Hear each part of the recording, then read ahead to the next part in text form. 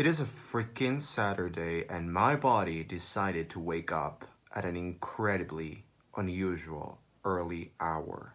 This is inadmissibly early for a Saturday, for my body to be waking up of its own accord. So I'm kind of pissed, but at the same time, well, this is great because now I have more time to read, and I wanted to take a couple of minutes to show you guys what I have just read and what I am going to start reading right now. Because I've decided to start reading 3 books simultaneously because I feel like these books will be very well read while reading the others at the same time. But first of all, I want to talk about the book that I finished yesterday. I absolutely hated this book. I thought it was so bad, so deplorably bad, and not just bad, but it was such a waste of potential, of talent, because I know that this author can do really great things, but this really let me down. It was like, oh, it was so disappointing. It was almost like witnessing a train wreck, like witnessing something really bad happen, and I actually felt kind of sorry for the author. So the book in question is the novel The House at Riverton. This was written by Kate Morton, and it is actually her debut novel. And how this debut novel managed to get her on the spotlight and get her some acclaim and some recognition baffles me. I just don't get it. I really could not have enjoyed this novel less. Well, I'm kind of exaggerating there because the first 100 pages of this book were kind of slow and, yeah, mildly entertaining and kind of interesting. And I was kind of in this thing, I was in. Oh, but everything else was just awful, awful. I actually had to race through the end of the book just to find out what was going to happen because I was having such a horrible time reading this. And in the end, exactly what I had predicted was going to happen ended up happening. It was so predictable. I'm not going to spoil anything because this book is not even worth spoiling. So basically, this book is kind of advertised or pitched as a kind of gothic mystery set in this mansion in the like 1920s or 19 during the war, like in England. It definitely has a very strong Downton Abbey kind of thing going on. It's pretty much Downton Abbey, except with all the, it doesn't have all the great things that Downton Abbey has that make Downton Abbey be so fucking amazing. This is pretty much just like a watered down, plain, flat, completely boring version of Downton Abbey without the characters, without the interesting characters, without the engaging characters. And that's something that baffles me because this book is supposed to be a mystery.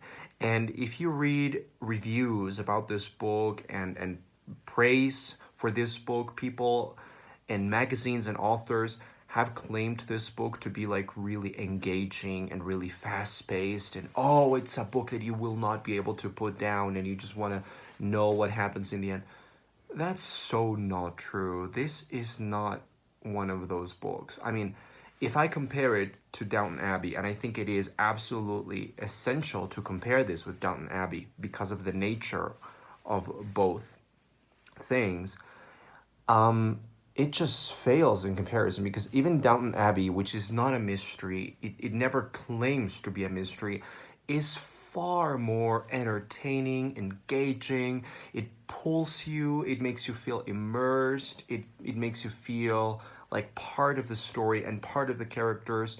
You become attached to the characters so deeply and you really care for them and you really want to know what happens in the story because of the characters and because of the attachment that you develop to the characters and to this place of Downton Abbey and to the family and to the town and all that. Not so much because it's a mystery, But yeah, the experience of Downton Abbey is so interesting because you end up really caring about this TV show and about this fictional place and characters.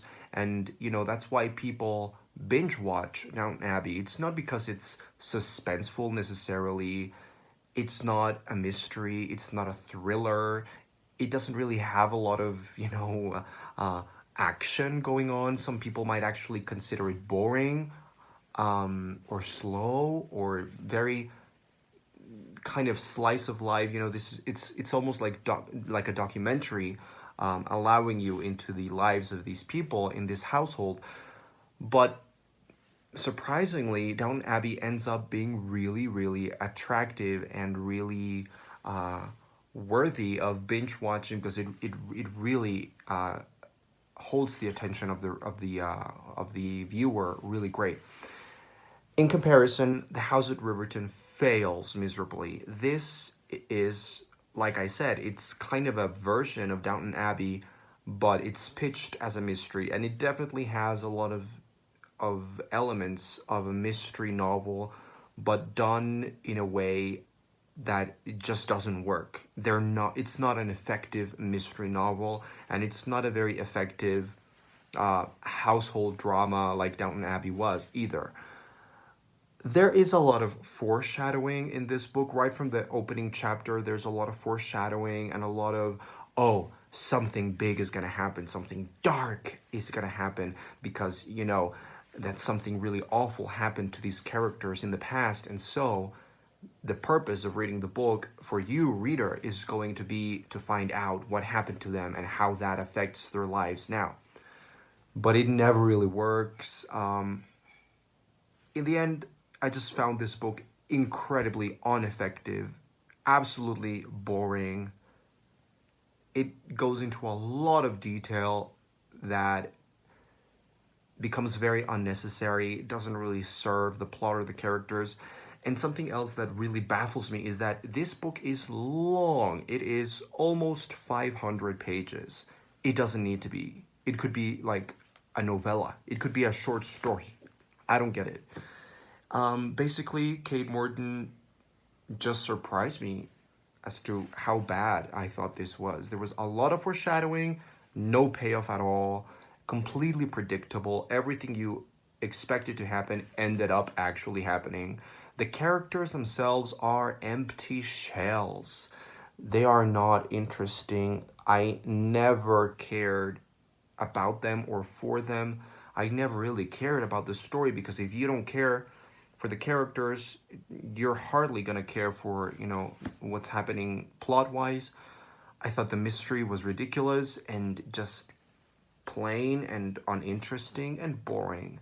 And there was no emotional attachment to the place, the characters, the secrets of the past.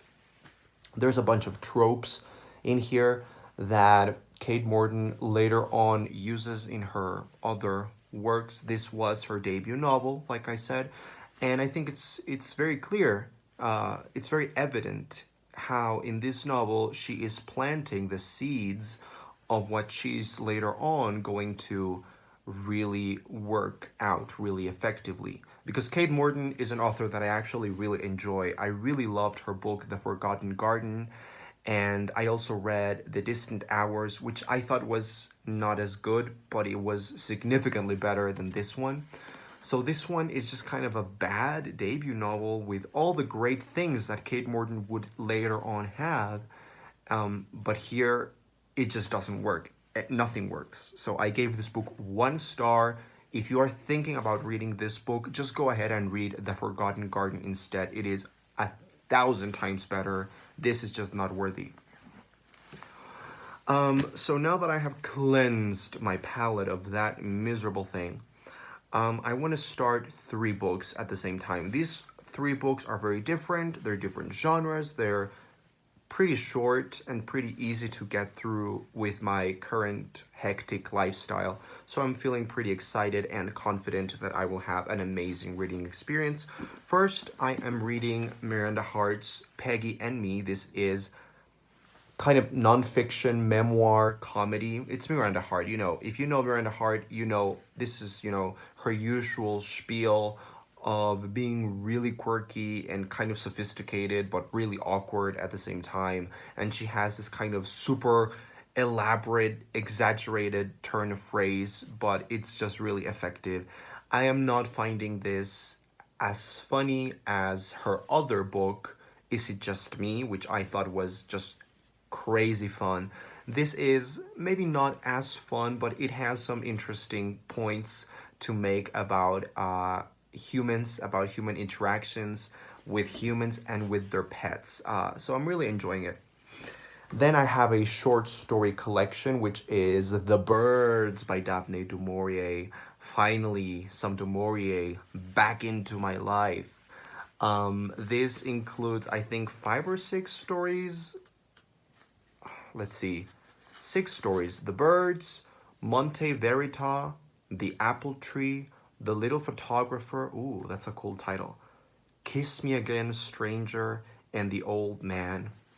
So yeah, this is a pretty short story collection, and you know, all things du Maurier come to me.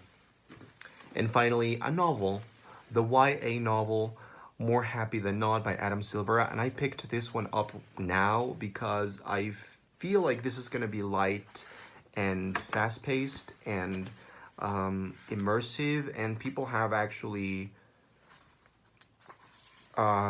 really great reviews for this book. And Adam Silvera overall is a person. I've watched him on YouTube. I've watched him make some videos and some interviews, and I really enjoy him. I really like his persona, his style, his way of addressing certain issues. So I'm hoping to enjoy his fiction.